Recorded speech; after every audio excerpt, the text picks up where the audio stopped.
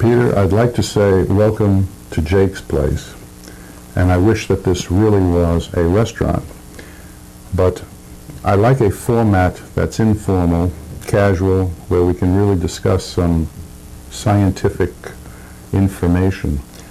What do you think?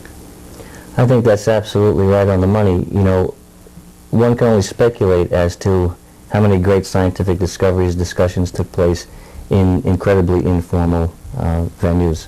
Yeah, I kind of like that. Oh, maybe we should introduce ourselves. I'm Dr. Ronald Chase, psychiatrist here in New York. I'm Peter Capanolo. I'm a biology professor at the City University of New York. And I think what we're trying to do is to help educate physicians, healthcare workers, so that they can have some clarity of understanding of what seems to be either the boondoggle or the plague of the century. I agree, and I think that it's important to understand that from an educational standpoint, that professors of biology, medical school professors and so on, have the full gamut of information that's out there on HIV and AIDS. Suppose you tell our audience who we have for them today. Well, we have Dr. Peter Duesberg, professor of molecular and cell biology at the University of California at Berkeley, and he was the first one who proposed that HIV may in fact not be the cause of AIDS. May not be? Yeah, and he's proposed an alternative hypothesis as to what may be the cause. I can't wait to hear this.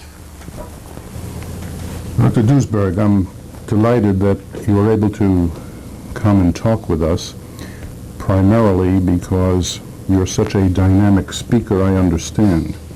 That's not a rumor. In any event, are you comfortable talking about AIDS and HIV? Yes, I have gotten quite comfortable with the issue, yes. Because I feared that you might get bored at this point. But let me tell you what our needs are.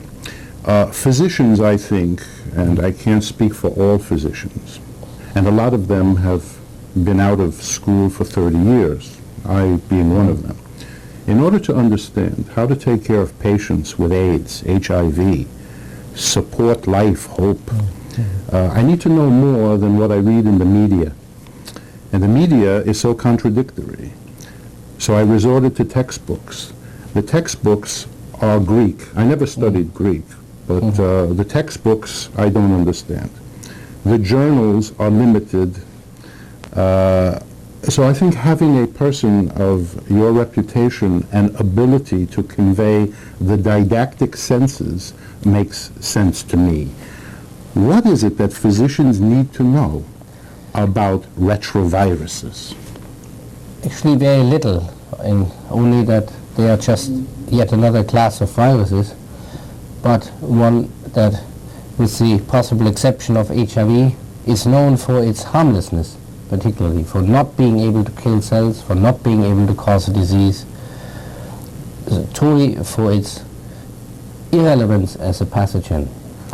Well, now I'm not sure I'm understanding this, because having referred to one of the textbooks, retroviruses seem to have 3 or 4 subclasses or divisions that go from creating cancers to uncreating cancers. It's confusing, those 3. There's like a human retrovirus, a lenti retrovirus. How are we supposed to know those things? Supposed to is, of course, a different question. As I said, these distinctions are more wishful thinking than reality.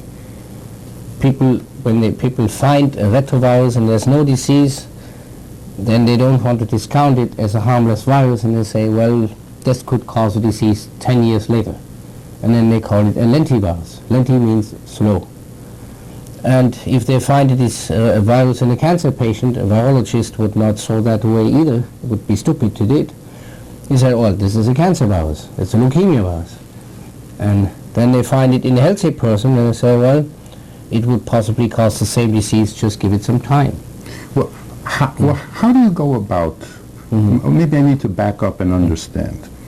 virology, immunology, is it somewhat similar to being an astronomer where you scan the heavens and look for aberrancy? Do you have an idea that there is something that you need to find wrong? Do you create? What do you do? It has become that way. Your analogy is perfect. It used to be the other way around. It was in the days like 50, 100 years ago, when we didn't know the microbes yet, or most of them we didn't know yet. We had a disease and we were wondering what could it be caused by. If it was a contagious disease, we started chasing microbes. We looked either for bacteria or fungus or virus. And that is how the most important, the pathogenic viruses were found.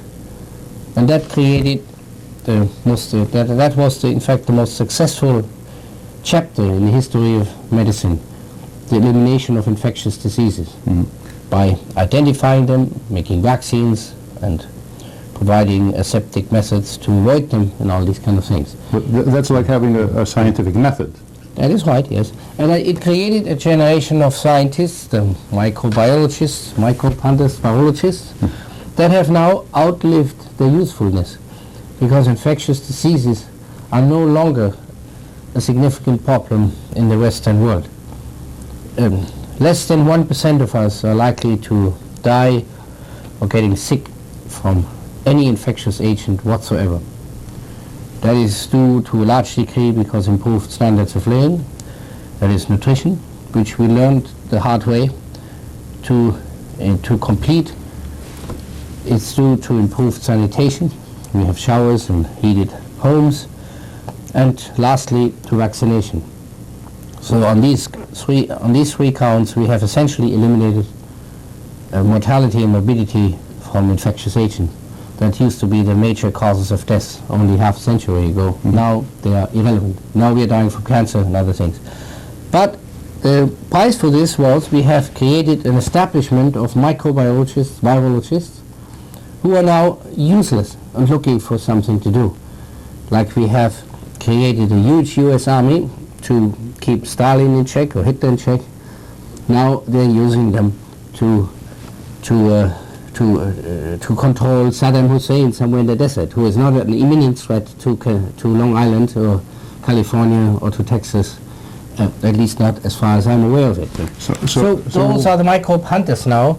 And what are they going to do with their equipment if there are no important viruses left that cause a disease? Well, they do what you just said, like the astronomers. They aim their most expensive scopes that we ever had at irrelevant viruses now, and they're digging those out of the orifices, the vast orifices in space. They go into some lymph node, and then they find a virus and publish it and say that virus is causing leukemia. That virus I found in an Alzheimer patient. Oh, it's causing Alzheimer. That virus I found in a lame goat. It's the goat K-prime lamo viruses, something like that. And so one by one we have more and more viruses, and nothing is going to happen. We have no vaccines to protect against them. We don't get anywhere. So what should we really be doing? We have patients out there that I have seen in prisons. I have seen when I used to work in the forensic circuit, drug and alcohol programs. Some of them are HIV positive, whatever that might mean. I used to think that the positivity had something to do with antibodies. Antibodies used to be something that was good. Now it doesn't look like antibodies are good. They're treated with AZT, and within a year or two, they're dead. I have not seen people helped in the long run. I became involved with cases during the Vietnam War of post-traumatic stress disorders.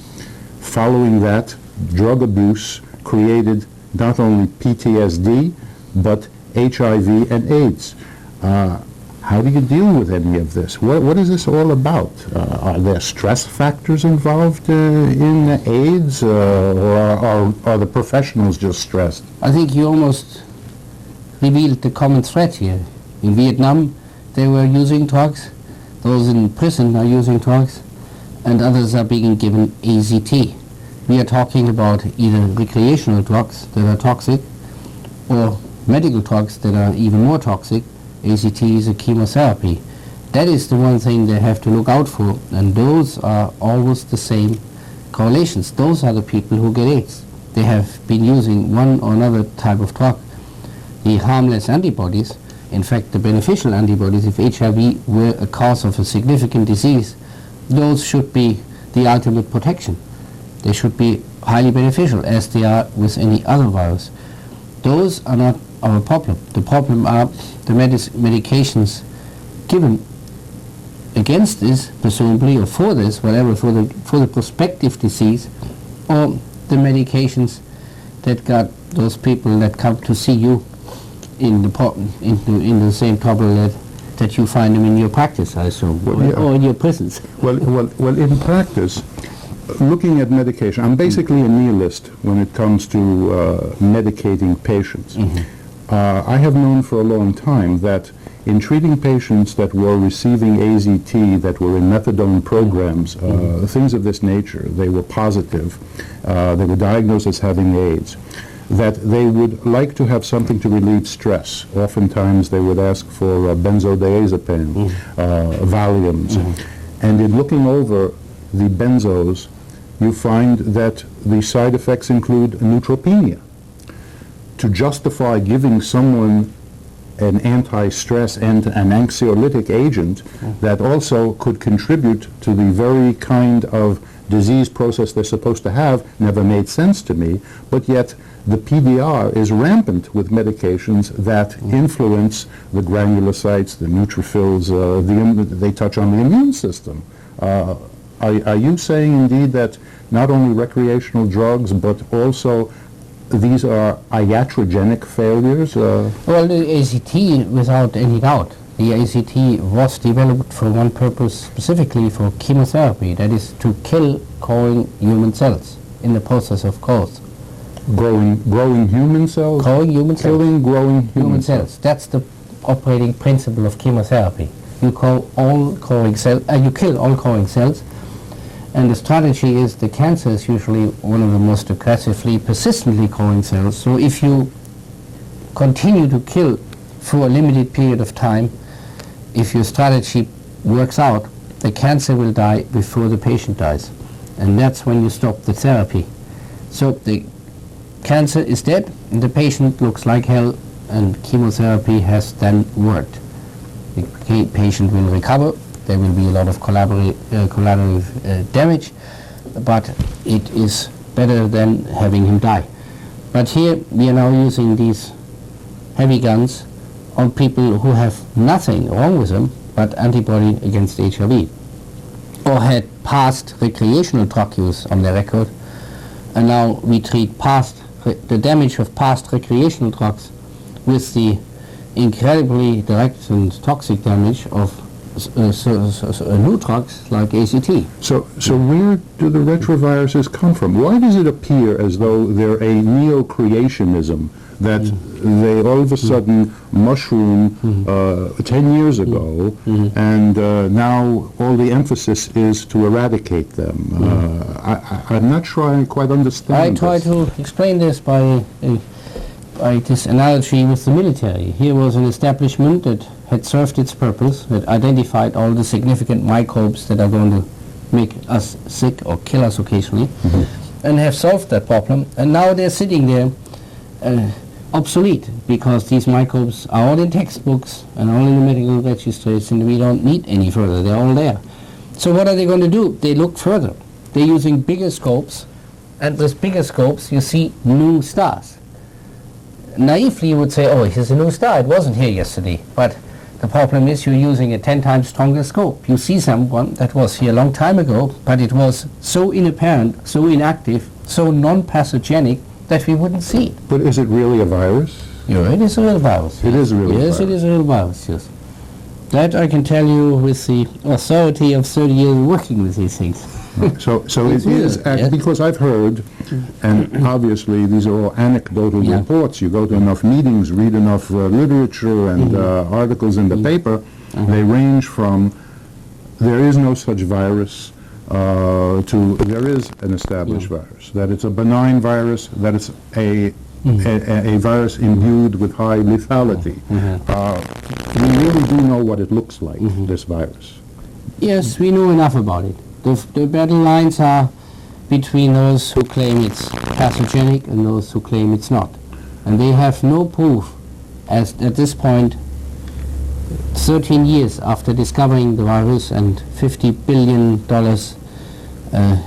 after investing $50 billion in its understanding and elucidation, they have no clue, no proof that it's pathogenic yet. So you're really saying there is an establishment that has put the imprimatur on it saying it is a pathogen without proof, and yet there are others like you who can't find the proof scientifically to say that it is a pathogen. That is, well, yeah, that's right, yeah, that's exactly right. Yeah. So this is very similar to the world of philosophy and aesthetics. I think William Beebe termed, how does a classic become a classic? Because only the few people who understand what it's about will say it is, therefore it is. Yeah. Everyone's a follower. Yeah, that's probably right, yes. So how does the medical establishment actually get information? I mean, I don't understand. You can be in a laboratory and making a discovery or making the antithesis of a discovery that something does not exist, if there is a way to say that. How does that actually filter into the medical community to be able to utilize? Does it pass through the filter of a pharmaceutical company, through, how does it all go from your desk to my office? Well, you know, the media now, they're everywhere. You have your website, and you have your emails, and you have your conferences, and you have your nightline, and you have the New York Times, half or a third of it, once or twice a week now is Science. You have Scientific American, you have breakthrough reports. In every newscast, we have a breakthrough on AIDS. We had several hundred breakthroughs on AIDS, except nobody ever got cured. So we have our weekly or monthly breakthrough on AIDS. We have our weekly or monthly breakthrough on cancer. So we hear it from Dan rather, and when if you are a real professional, you check in the library or you ask your sales rep from Hoffman La Roche what's actually going on here. Or you go to the next conference in Florida or in Greece or on a Greek island and find out exactly what your colleagues are telling you. And that's what you bring home. Well, so medicine has really grown so vastly and so highly specialized that when AIDS spreads to so many physician areas, so many specialties, everybody comes in contact with an AIDS patient, yet not every specialty understands AIDS in the same manner. It's mind-boggling how to actually get information. Have you written something that is precise for physicians? Or do you give courses for physicians? I don't give courses for physicians, but I have written a couple of papers that are written to be understandable by non-virologists or non-biochemists. This is one example. This one, Inventing the AIDS Virus, that's quite readable. I assume it's written for a real Scientific American, for example, yeah. But certainly an MD or a PhD would get more out of it than the reader who has no such background. But there are some other scientific papers that I've written, but it's very difficult these days to write anything that is not conformist opinion. And that has to do with the way money is handed out for research and funded in laboratories and in academia these days. It's very dependent on approval of your peers and on approval of companies who stand behind it as well. So in some way you're like in the entertainment business. They can make stars. If their proper disc jockey will play your tune, you get coverage. That is exactly like it, you're right, yeah. That's unbelievable. You see the same old heroes every month on television. Anthony Fauci particularly, he's there once a week.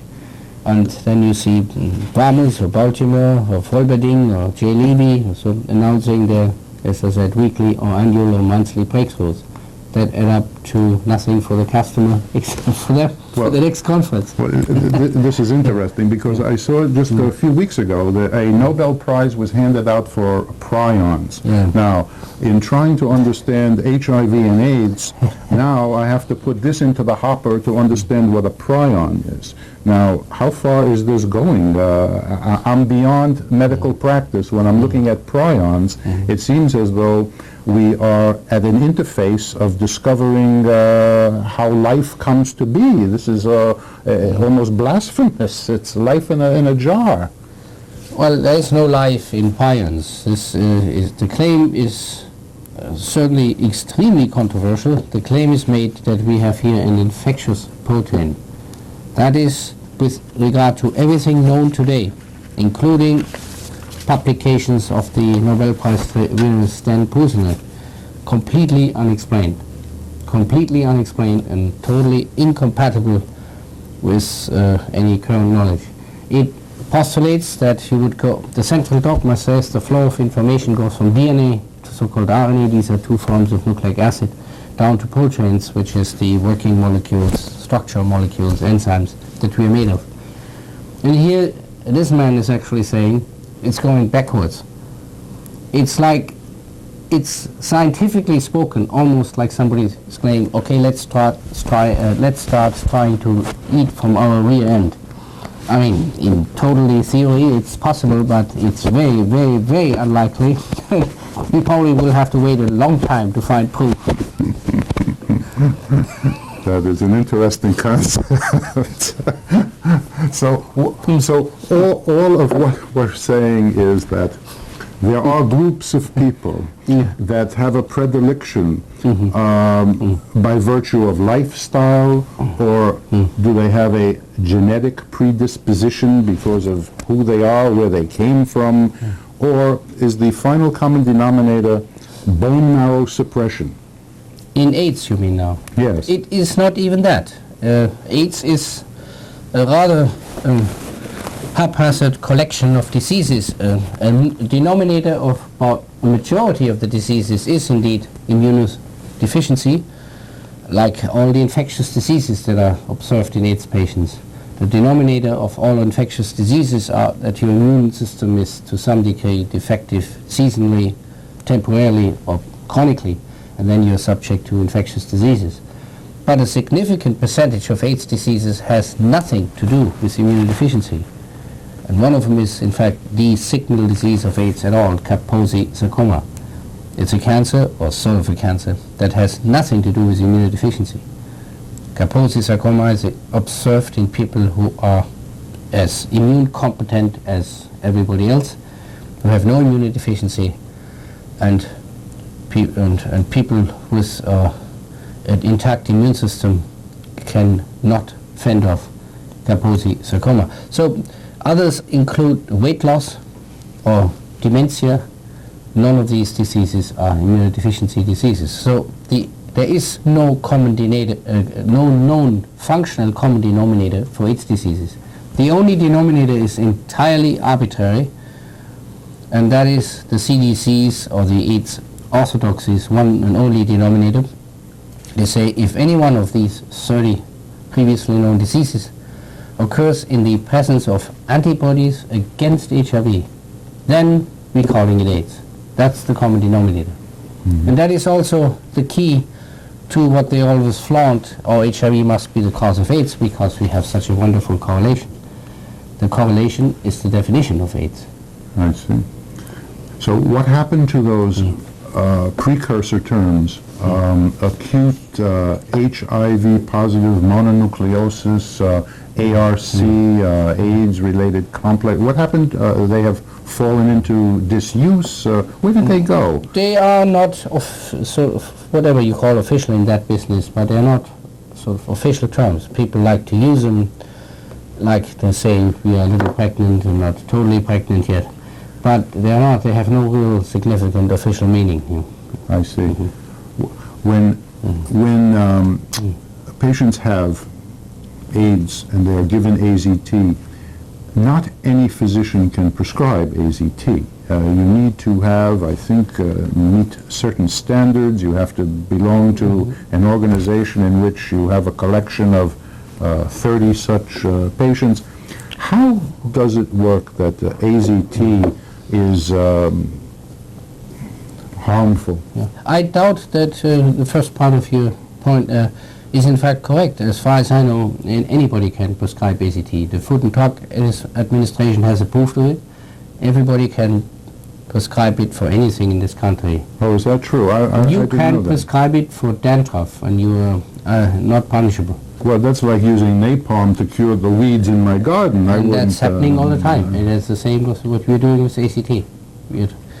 You can prescribe it for, in fact, prescribing it for something like dandruff, this is the psoriasis, it's a bit like it. Right. People prescribe AZT for that. Since it's approved by the FDA, you can prescribe it for anything you want. In fact, they prescribe it for nothing, for people who have no disease whatsoever and have antibodies against the virus. And they prescribe it for people or about to become people who are not even infected by HIV, namely fetuses and unborns. They get AZT to prevent a hypothetical infection from a mother. They get it for the first or the second 6 months in their life. The first, from the first, the second third trimester on. They get everyday AZT. Well, I know that there is a policy in New York State facilities. If someone has a needle stick, healthcare worker, He can get it too. Yeah. they must offer that kind of treatment within 24 hours. Now, is this HIV so virulent, so rapidly multiplying, replicating that there's an urgency to... Well, the urgency is a bit, again, like contraception. If you wait too long, then it is too late, I'm afraid to say. That's about it. That's not more serious than that. So there's no radiofluorescence? No, it's only that. It won't help after next week. Let me think a minute of what I would like to ask you, because there are so many things that impact on the treatment of patients that it seems as though the direction that needs to be taken is to rethink whether or not these patients should be treated at all, and if they're not treated, what happens to them? Mm-hmm. If they're not treated, I think they would be extremely well off. If they're not treated for HIV, they would be living as long as God had in mind for them. But if they, of course, take recreational drugs, which 97% or 5% of all American and European AIDS patients do, then that has a major say in what's going to happen to them. Mm-hmm. If we can get them off those drugs, then, of course, that would help them a great deal. A third of all American AIDS patients are intravenous drug users, and about 60% are male homosexuals who are using sexual stimulants, drugs as sexual stimulants. So those have a major say in their future. Well, what is the mechanism? I'm not aware of how nitrites, for example, or other recreational drugs, cocaine, heroin, how does that actually affect the immune system? See, we have to go back in the literature to figure this out, or judge it from basically knowing the chemistry of some of these drugs. We have no studies now anywhere in this big country on the consequences of drug use, recreational drug use, or long-term consequences of this, except immediate consequences they're studied. But what 20 million Americans do, not one American doctor or not one American researcher or research institute is studying. That is regular use, addictive use of recreational drugs. 20 million Americans do it, nobody is studying. We have instead about 20,000 researchers studying HIV in this country, about 20 for every nucleotide of this virus. So what could these drugs do? Well, the cocaine and heroin act very much like catalysts, a bit like hormones, like adrenaline, things like that. They operate on that principle. In fact, At what level? at a catalytic level, like a hormone works. that can make you high or low, like a sex hormone. They drive you to do one thing or another thing, give you fantasies and things like that, or get you excited like adrenaline does. And that is what cocaine and amphetamines do, and heroin somewhere. I don't know, it's like an anesthetic a bit. But in relationship to the immune system Well, on a there's cellular... there is no direct consequence on the immune system on this now. That comes in a minute. Now, if you are if you're using these drugs regularly, you have to look at this at the indirect effect of this. They cost you daily about $100. So unless you are independently wealthy, you have to beat up a little old lady or somebody to get you $100. Then you have to buy the drugs, then you have to shoot them up, and then you're out of it for a couple of hours. So half of the day is gone by the time you are starting your day. So it's probably too late to show up in office. So now you get a fast food, get some coffee and some donuts, and then you chase the next drug again. In the meantime, you haven't slept, you haven't eaten, and soon you're so far in the red that you can't pay your rent anymore. Then you start moving into the park, and then 5 years later you show up in a hospital with tuberculosis or dementia, and then you get a great psychiatrist or AIDS doctor who finds HIV in your body and helps you to the cemetery with AZT, and then the story is over. And so that's the fate of your typical long-term drug user.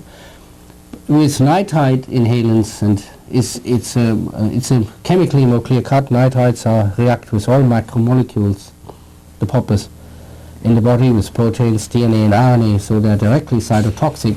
They kill lung cells, liver cells, blood cells, and change enzymes and mutate DNA, and as such can also possibly induce the Kaposi sarcoma cancer, which is diagnosed in a third of all AIDS patients in the lung as a lung cancer. Kaposi's as a lung? As a lung cancer. Oh, in a is it? third of all cases in the lung. It's inhaled in the lung. That's the primary side of exposure. Yeah. Okay. Of course, that's ectoderm. I understand. I thought that I read somewhere where the Kaposi sarcoma was due to a virus that the Italians had isolated. Was that not another... American Italians or Italian Italians. I see. Well, the American Italians isolate all the viruses here for us now. Well, I don't know about the Italians anymore. It's the Faucis and the Gallos, whatever they are. so there's a Pantaleos conspiracy. and whatever they no, they have a knack for it. They know what the Americans expect from them. Spaghetti or viruses, I assume. Let me ask you this. Since some of the risk factors involved here deal with a lifestyle of sex and drugs and being involved with nefarious characters, whatever happens to the world, in the world of prostitution and call girls? You would think that there's a lot of rampant sex or sex. Is the incidence of prostitutes with HIV and AIDS higher than, I don't know who to compare that to? No, the prostitutes don't get any AIDS unless they are junkies. That's one of the many paradoxes of the AIDS hypothesis. They don't get. They were the first ones to get AIDS, but they don't get it. What do you mean? They were the first ones to get it, but they don't get it? That was predicted. They would be among the first to get AIDS from HIV, because HIV is said to be a sexually transmitted virus. Well, who predicted that? That was predicted by Gallo and by Margaret Heckler, the Secretary of Health and Human Services, by Surgeon General Koop, by Fauci, by the Centers for Disease Control, the leading players in the orthodoxy on AIDS. They predicted these were the people who would first get AIDS. But God spared them miraculously. How do you suppose that happened? Well, God, this is a very smart virus. It discriminates between boys and girls, and homosexuals and heterosexuals, and junkies and non-junkies. You've got to study that a long time before you fully understand it. I guess that's why we're all having so much difficulty in understanding this. Well, I really wish that we could talk forever. I've really enjoyed speaking with you, and I would hope that perhaps we could meet again and speak with colleagues and try to get a greater understanding of what their needs might be in order to focus in on what this AIDS, HIV versus drugs ideologically the controversy is.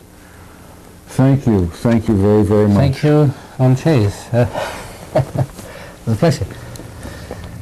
So we used not 2 hours now. I don't think so, no.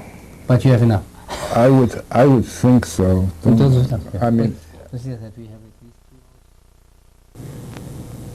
2 hours. Okay, we're going to go in 10, 9, 8, 7, 6, 5. all right, so I would understand that the virus, I mean, do you refer to it in your circles as the virus, the AIDS virus? It seems to be a difficult pill to swallow.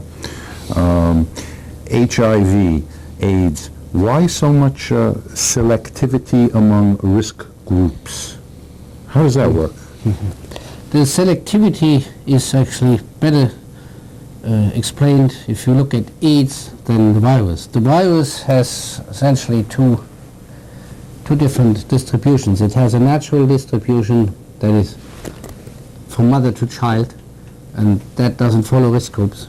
And another one, so-called horizontal transmission, where you can have sex with somebody infinite number of times and then you pick it up that way, or you exchange needles or transfusion, you pick it up that way. But what's more telling, since we all want to know first what is causing AIDS, is to look at how AIDS is distributed, and that is very non-random in the American and European population. Unlike Non-random. totally non-random, unlike any other infectious disease we have ever seen.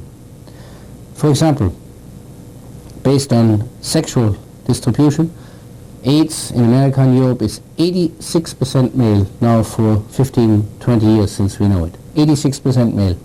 That is like day and night. It's compared to what all other infectious diseases are, which are equally distributed between the sexes. Right, that doesn't make sense. Like polio would be 50-50, one would think. Measles... Hepatitis, measles, mumps, syphilis, tuberculosis, all 50-50. syphilis, we're not talking about that as a virus, though. All infectious diseases are 50-50. All right, that would make sense. Be generous. So in some microbes. Yeah. But not AIDS. And then it becomes even more selective or even more non-random. Within the boys, it's not only heterosexuals, it prefers the homosexuals. 60% of those males that get AIDS in America and Europe are male homosexuals, whereas male homosexuals make up at the most 10% of the male adult population, perhaps even less. So their share is way out of proportion to the representation in the population. So that's like saying a virus would know who was gay or who wasn't gay? Exactly. Virus knows that too. That's a smart virus. Extremely smart. And that's not the end of it. It knows even more. It doesn't evenly distribute those diseases either in the population. They are also non-randomly dished out to different groups. Kaposi sarcoma is the best example.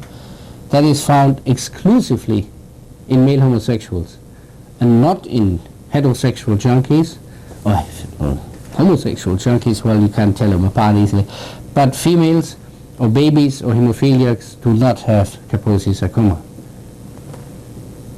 It's a very non-random distribution in the population with regard to epidemiology, that is distribution in the population. Also with age, AIDS breaks all known rules. Typically infectious diseases are in the very young and the very old. Well, venereal diseases, of course, are different in that regard.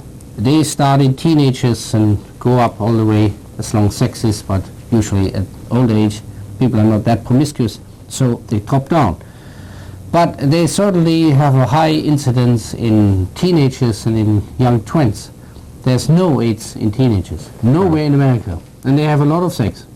But why is this happening in this kind of a distribution? Because it's not a virus It's not an infectious disease. AIDS fits all criteria of a behavioral disease. Of A drug behavioral disease. A behavioral disease. A And- behavioral disease could be like a psychiatric disease, are you well, saying? I should probably be more scientific about it, otherwise I get trapped by a psychiatrist.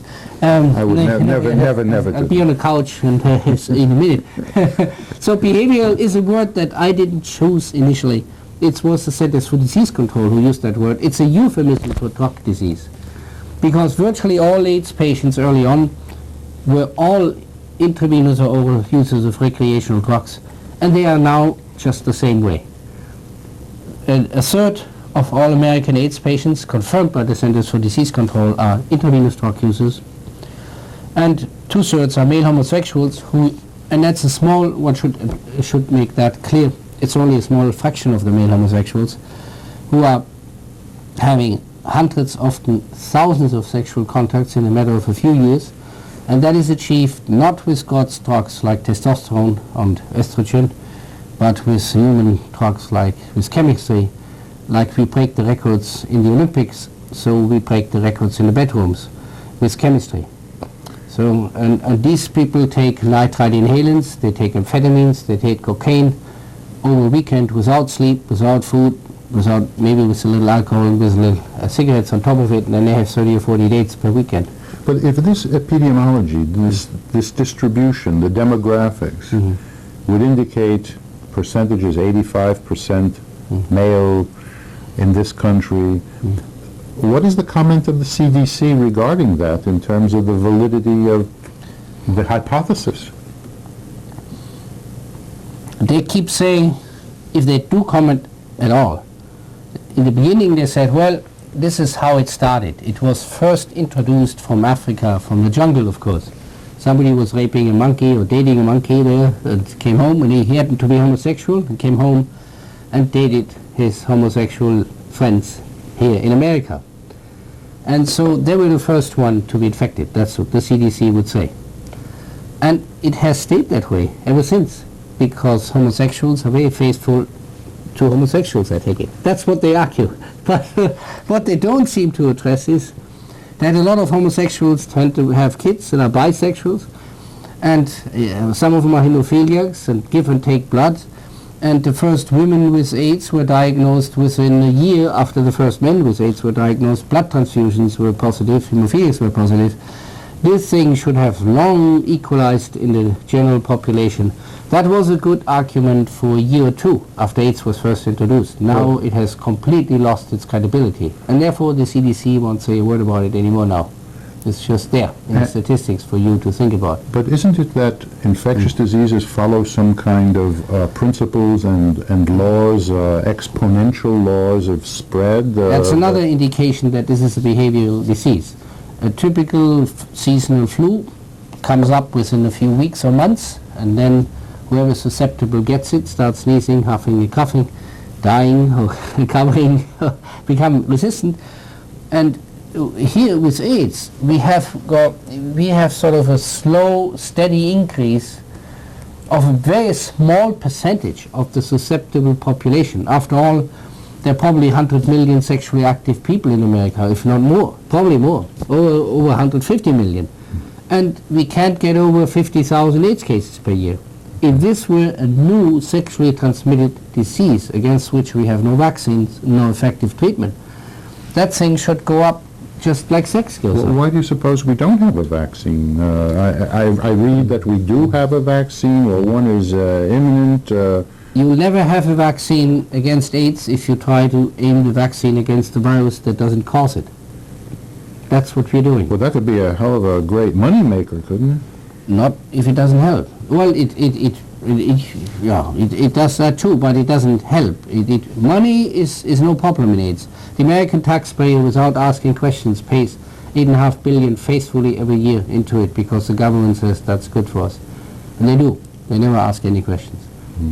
If they do, then Anthony Fauci hits the tube and tells them, if you don't do it, your daughter or your son coming next year to college will get raped and will have AIDS. So you better keep paying, and you do pay. So there's a conspiracy here. Of Conspiracy, well, good. I don't think it's quite a conspiracy, as I said on another occasion there. I think that's all these people know. So that's what they do. I don't think they are geniuses, evil geniuses who have many options and say, let's choose this one to mislead the American taxpayer. They are, let's say, it's not a conspiracy that Americans prefer to speak English. They simply don't know Chinese or German. And that's the same with these people. These are HIV researchers who do nothing but HIV. Well, why is it that there's so little in the media concerning dissident views, alternative views? For the very same reason. The only thing that this immensely supported orthodoxy, immensely rich affluence beyond any belief in the history of infectious diseases cannot afford is a challenge to the basic foundation of its hypothesis that it's an infectious disease. They can afford everything in the world, but not a challenge that would question the basis of their investments, their affluence, their wealth, their clans, their recognitions, their awards, and their companies. That's they cannot afford. So they have to exclude that, and they do effectively exclude it. In the press as well, we have a whole generation of science writers who have done virtually nothing but writing AIDS stories. Larry Altman from the New York Times, Gina Colada from the New York Times, Wayne Day, what's her name? No, the one from Newsday, that girl, they have all their AIDS writers. The Washington Post, Perlman in the San Francisco Chronicle, they have made their career by writing one AIDS story after another. For them it's too late to say maybe all of our stories were bullshit or garbage, worthless. They cannot, like the researchers, they have invested too much to change their stories now. So they're almost a parasite that really can't destroy its host. That is about right, yes.